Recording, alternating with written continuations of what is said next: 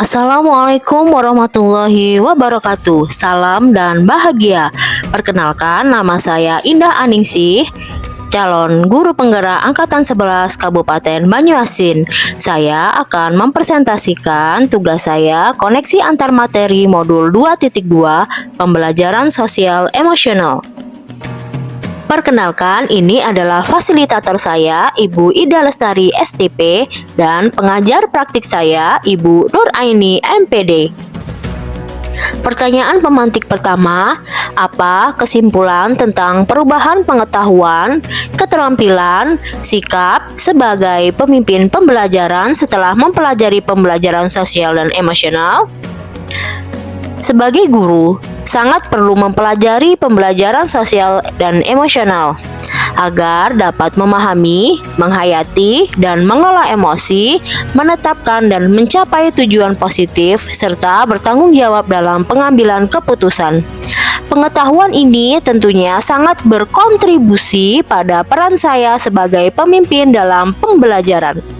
Saya tidak lagi hanya fokus pada penyampaian materi saja, tapi bisa memahami dan mendukung aspek sosial emosional pada murid.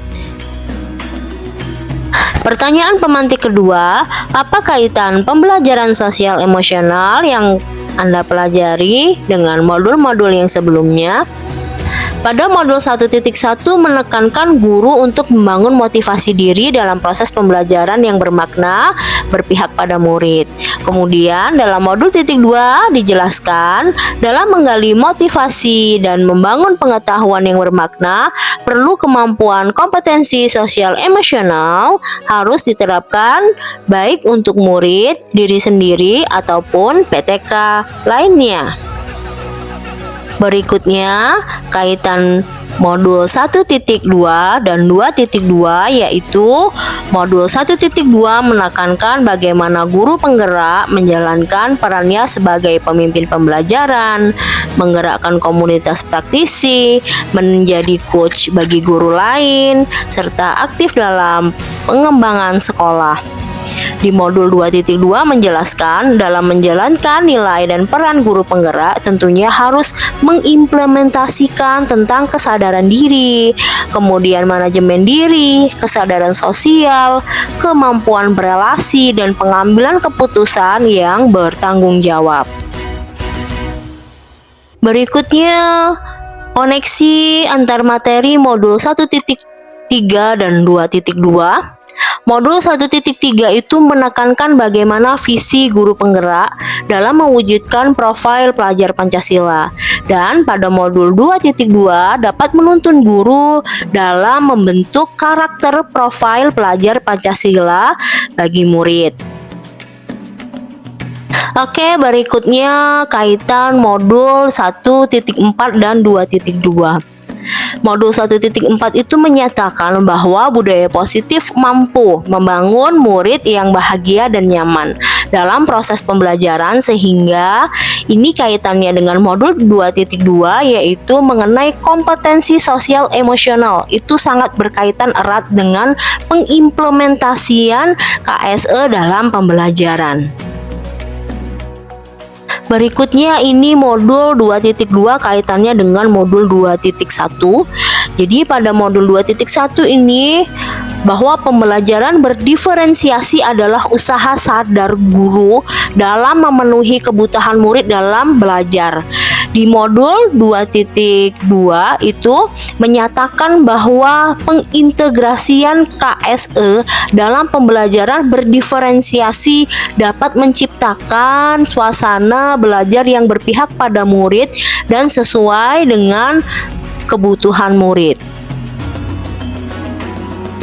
Berikutnya, kesimpulan dari yang telah dipelajari yaitu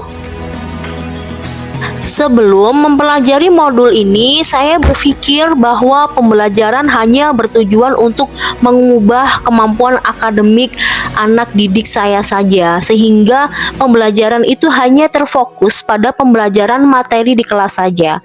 Namun setelah mempelajari modul ini, ternyata belajar itu dapat juga mengubah karakter anak sehingga anak itu memiliki kesadaran diri yang tinggi dalam mengelola emosi, dalam berelasi, kemudian dalam pengambilan keputusan yang bertanggung jawab. Yang berikutnya berkaitan dengan kebutuhan belajar dan lingkungan yang aman dan nyaman untuk memfasilitasi seluruh individu di sekolah agar dapat meningkatkan kompetensi akademik maupun kesejahteraan psikologis atau well-being. 3 hal mendasar yang penting yang akan saya pelajari, yaitu yang pertama, saya akan menerapkan 5 keterampilan sosial emosional, yaitu kesadaran diri, manajemen diri, kesadaran sosial, keterampilan berelasi, dan pengambilan keputusan yang bertanggung jawab. Berikutnya yang kedua, saya akan menerapkan praktik kesadaran penuh atau mindfulness dengan menggunakan teknik stop, yaitu stop, kemudian take a breath, kemudian observe, dan proses. Berikutnya yang ketiga, menerapkan 4 indikator pembelajaran sosial emosional yang berkaitan dengan kelas dan sekolah, seperti integrasi dalam praktek mengajar, guru, dan kurikulum akademik.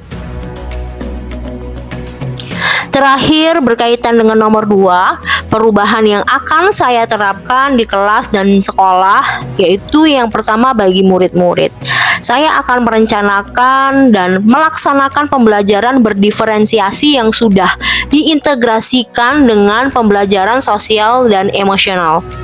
Selain itu, saya juga akan melaksanakan program-program sekolah yang bisa meningkatkan kompetensi sosial emosional siswa.